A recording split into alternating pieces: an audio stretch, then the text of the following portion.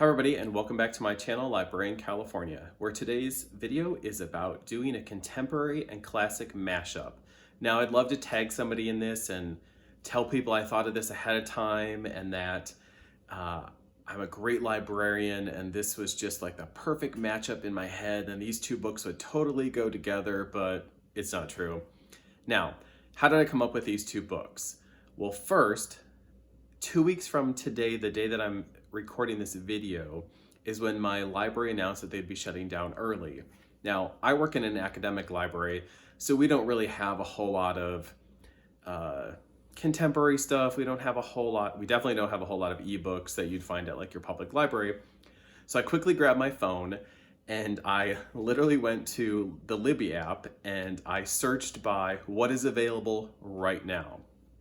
Now, there's lots of things that were available, but then I thought to myself, if I'm going to be stuck at home, this could drag out, it could feel like a long time. I'm going to choose shorter books or shorter audiobooks to see if that would make me feel like, time is flying by faster if I'm reading more books. So basically what I did is I downloaded 5 or 6 books and I just happened to start listening to them in order. Now, those 2 books, which are the 2 books that are going to make up this video, are Cannery, which is a novel by John Steinbeck that was published in 1945. And the other one is the contemporary book that I'm putting with this tag, which is Dear America, Notes of an Undocumented Citizen by Jose Antonio Vargas, which was a memoir published in 2018. Now, again, I'd love to tell you that I intentionally paired these books together and that they work perfectly, but it's just not true. But after I read Cannery and after I read Dear America, I actually started thinking about how I'm going to combine these book reviews into one and do one video and do a contemporary and classic book tag because they actually work together. Now, I'll explain how I believe that to be true and what it is about the books, but let's first talk about the books a little bit. Now, as I mentioned, Cannery was published in 1945. The book is set in the Great Depression, so earlier 20th century, the late 1920s, 1930s. It's set in Monterey, California. And Cannery which is the name of the street today, that's not the name of the street back then. It was Ocean Avenue back then. But if you've never been to Monterey, which tons of people haven't, and don't worry about it, it's a classic book by John Steinbeck. And what you may know about it today is that Cannery is where the world famous Monterey Bay Aquarium is located. So if you've ever visited or you've ever seen or heard of that, you'll know where I'm talking about. Now, Cannery was originally, again, it was called Ocean Avenue back then, but it was basically sardine canneries. All of them, tons of them. It was just a whole street lined along the Monterey Bay, and they were just literally chugging in tons and tons and tons of sardines. And they fished them till they were none left. So basically, I think it was in the 1970s or 80s, probably 70s, that's when the final canneries closed down, and then it was just a decimated area. And then to bring it back up to speed, a couple decades later, the Monterey Bay Aquarium brings in millions of people a year to Monterey, and it kind of revitalized that area. But anyways, so if you're familiar with California and you're familiar with Monterey, then, you've got a basic setting for this book. Now, the setting doesn't matter as much for this book. I mean, it does a little, but in this book, it's really the characters that drive the book. It's really the characters that really give this whole story life. And basically the characters are Doc, who's a marine biologist, who is, that character does come from a real live person that John Steinbeck knew. His name was Ed Ricketts. He was a biologist, and he ran the Pacific Biological Laboratory. And you can still see his laboratory still there today. I mean, it's kind of a historical state site now. So you've got Doc, who is a main character. You have Lee Chun. He is actually a Chinese grocer whose grocery store is across the street from Doc's laboratory. Then you've got a group of guys led by this guy named Mac. Usually the book refers to them as Mac and the Boys. And Mac and the Boys, they're kind of a group of derelict people. So a group of poor guys who've kind of just come together. They're single. They basically took over an abandoned, well, wasn't quite abandoned, but a lot with basically a shack on it that is actually owned by Lee Chun. And they basically just took it over and are squanderers. So another character is Dora Flood, and she's the owner of the Bear Flag Restaurant. Now, the Bear Flag Restaurant is actually a whorehouse. And if you don't know what that is, you can look up what that is, but it's a whorehouse. And Dora is a very interesting character. And so again, so these are the main characters. There's characters throughout the story that pop in and out, but these are the main characters. So Doc runs a laboratory. Lee Chun runs a grocery store. Mac and the boys just do odd jobs or steal or just do whatever to get by. And then Dora runs quite a thriving business at the Bear Flag Restaurant. So I'm going to leave it at that right now. Okay. Now I'm going to switch over to Dear America, Notes of an Undocumented Citizen. Now this book was written in 2018. It's a memoir. Now Jose was brought to the US when he was 12. At the time, he didn't know that he was undocumented. So his grandfather brought him over. His mother sent him over. So he had family in the United States who were US citizens. So his mother, actually, I won't get too much into the story. I don't want to give too many spoilers away. But his mother sent him to the US to live with his grandparents, and he did. Now, he was sent to where they were living, which is actually Mountain View, California. So again, that's not the only connection here with Cannery Row, but Mountain View, California is maybe an hour and 15 minutes away probably from Monterey. And he grew up in Mountain View. If you don't know where Mountain View, California is, it's basically Silicon Valley. So you've got big, huge corporations in the world and that are known to be in Silicon Valley, and that's basically where this is. Now, Jose did not know that he was undocumented until he was 16, and he attempted to get a driver's permit, and it was only then that he learned that he was undocumented. He had no idea. He actually thought he was documented because his family was documented. I won't get into, the specifics. I don't want to spoil it for anybody, but he turns out to find out that he is undocumented, which is not really a spoiler because the entire book is called Dear America, Notes of an Undocumented Citizen. But anyways, he is the main person. He's not really a character, the person in the book. It's a memoir after all. And so he goes to school at Crittenden Middle School. He goes to Mountain View High School. He ends up going to San Francisco State University, one of the 23 campuses in the California State University system. And he graduates with a degree. And basically, he's a journalist. And his biography is he's a journalist, he's a filmmaker, he's an immigration rights activist. But we're going to focus on him being a journalist. And so the memoir lays out how he became interested in journalism when he was in high school. Of note, his senior year when he was looking around, talking about journalism and working for his local student paper and that. He also decides to come out as gay. And so that was his senior year that he did that. So again, I'm not going to spoil the book for you, but he ends up taking some internships, and then the story really is laid out on how he went from doing internships and working at the Washington Post, and then he actually won the Pulitzer Prize. He was one of several people who did in 2008. Then he worked for the Huffington Post and then the New Yorker. He wrote a famous piece in where he interviewed Mark Zuckerberg, who is the CEO and one of the founders of Facebook, and that was in 2010. So that's where I'm going to leave that story. So you've got Jose Antonio Vargas, and then you've got Cannery Row. Now, going back to the Libby app, I picked Cannery Row because I live in California. It's a California classic, and I just never read it before. I didn't read it in high school. I know it's just a classic of John Steinbeck's, and I did want to give John Steinbeck another chance. I had read his book Red Pony, which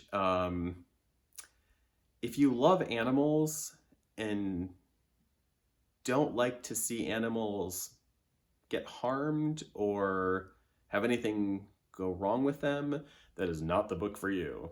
Do not read that book.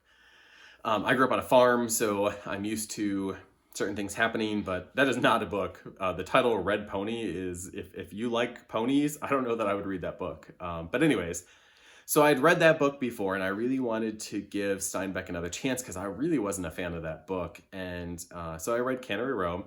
And it was available, so that was a key thing that was important to me because I was like, man, there's going to be a lot of people hopping onto the app right now to try to check out a bunch of ebooks as we're all under lockdown orders and quarantine and self-isolation and social distancing because of the virus that's going around. So I just did whatever was available at that time. And again, it was 2 weeks from today, the day I'm filming this. Now, with Dear America, I remember seeing it in the Libby app.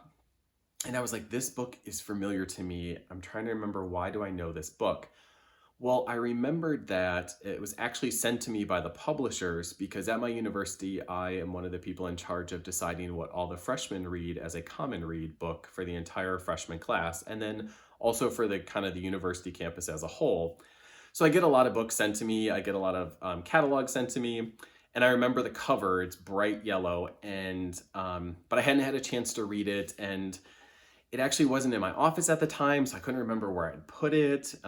Turns out I had given it to a colleague who wanted to read it and I hadn't had it back yet. So then I was like, you know what? It's time for me to read this book. The publisher really thought it might work for my campus. And so I was like, well, maybe I'll read that. Now, Cannery Row was about, as an audiobook, maybe 5 hours. And I think Dear America was maybe 6 hours roughly, give or take a half an hour each way. And so I thought, okay, well, I'd be able to knock out, 2 books. That'd make me feel good if I could knock those out in a week or two. And also because I knew I'd be isolated, that I thought, okay, I got to get out and get walks. So which is why I wanted audio books, because I was going to get out and walk. So I listened to both of them as I was walking around my community, just trying to get some exercise and get outside because of the stay-at-home order. So I did them back to back, and as I did the second book, Dear America, I started to think about, these books have a lot in common, and not like directly in common, but the way the books kind of evolved and developed, I was like, wow, these 2 books really go together. So that's when I decided to do this video. Now, how do these videos go together? Why would I possibly put these 2 books together? I'm hoping that's why you're watching this video, because, you're thinking like, these are not 2 books that I would put together. These are not 2 books that I would put together in a classic versus contemporary book tag. But I do think they work together. So here's what I think.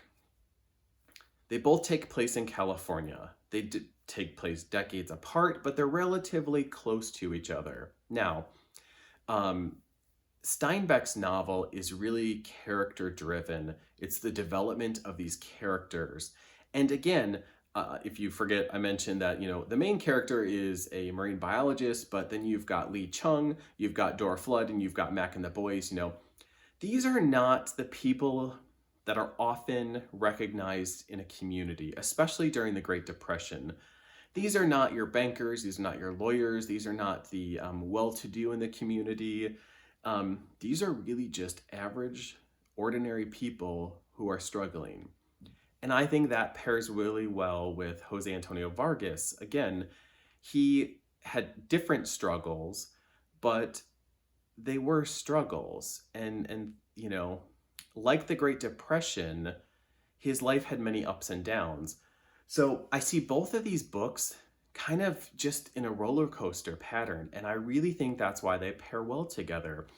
In Steinbeck's novel, there's this deep character development. You've got highs of Doc, the biologist, and you've got lows of Doc.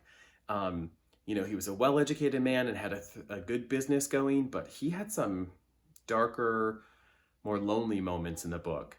Then you've got Mac and the boys.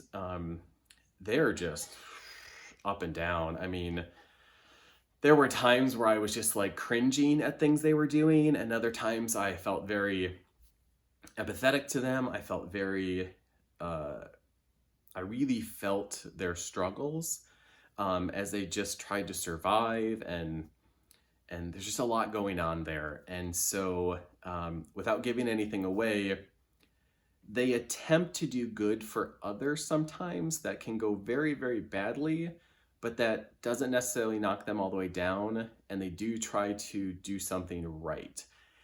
Now, Dora is a really interesting character. She's the one who runs the whorehouse, and Dora is despised by a lot of quote unquote the well-to-do women in the town, the religious women in the town, the people who like to cast judgment on others. But Dora's a philanthropist. She really is. Now, she took care of her girls even when those girls were no longer working, and she didn't just toss them out. They had 3 meals a day. And during the Depression, Dora actually paid the grocery bills of many, many people for a couple years. And anytime anything happened in the community, Dora was really the one to, if there was a policeman's event or something, a fundraiser, where somebody might give, $2 or $5, she had to give 25. If there was something else, she had to give double, triple, quadruple what other people did, just so that they wouldn't raid her business, just so that she could make a living and continue what she was doing, because some people knew that she was doing quite a bit of philanthropic work. But a lot of people still just cast judgment on her because of the work that was being done in the Bear Flag restaurant.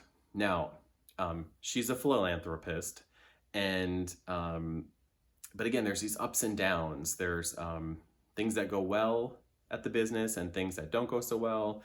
With anything, there's trial and tribulation. So it's just this constant roller coaster of these characters. Now, flipping back to Dear America with Jose Antonio Vargas, there's one character in the book, one person in the book, but, it's up and down too, from, when he's in school and he arrives to America, to finding out he's undocumented, to, continue school, or how could he possibly go to college, and how that works out. But then how do you get a job, or how do you pursue a career if you're undocumented? You can't, if you don't have the right paperwork, that can be very problematic in getting employment. And then his journalism career is up, and then there's things that he can't do because of that, and it's down. And there's just a whole bunch of things that he is just kind of up and down. And also, I felt the roller coaster with him for some of the decisions he made. Again, he can make any decision he wants, but there were times where I was like, oh no, why are you telling people that? Or, oh wow, that was a turning point. Or oh my gosh, that's an amazing high. These people helped him do this, and this is great and amazing, and these people are understanding of the situations. And then, oh God, why is he going on Fox News? To, why is he, jetting around the country doing this? What if he's found out? But then something really good happens, and it's just kind of this up and down. And there's a point at which he ends up somewhere in the United States and something big happens. Again, I'm not going to give away what happens as a spoiler in the book, but I was just cringing, no, why did you do that? Why did you go? Same thing I felt with Mac and the Boys. I'm oh no, why did you do that? Oh no, this is going bad, don't do that. So anyways, both books have these up and downs, and it flows throughout the book. Both books. That is why I think these books pair together well. If you like a roller coaster of a book that goes up and down, that has highs and lows for the characters, that has highs and lows of events that happen, that you really see somebody develop over time, or characters develop over time, or real people develop over time, these two work really well together.